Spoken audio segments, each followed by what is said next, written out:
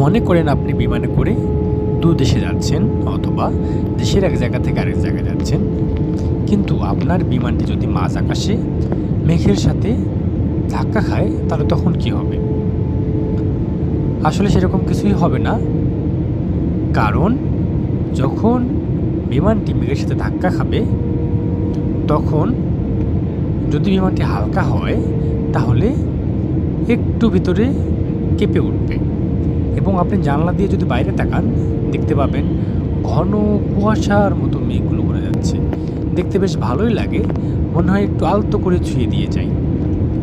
তবে যদি খুব ঘন মেঘ থাকে এবং বিপদের সম্ভাবনা থাকে তাহলে সম্মানিত পাইলটগণ আগে থেকেই সতর্ক করে দিয়ে দেন এবং সবাইকে আসলে বৈরী আবহাওয়ায় যখন আমরা বিমানে চলাচল করি আমাদের সতর্কতা মেনে চলা উচিত এবং সিট বেল্ট বেঁধে রাখা উচিত, নতুবা যে কোনো সময় দুর্ঘটনা ঘটে যেতে পারে।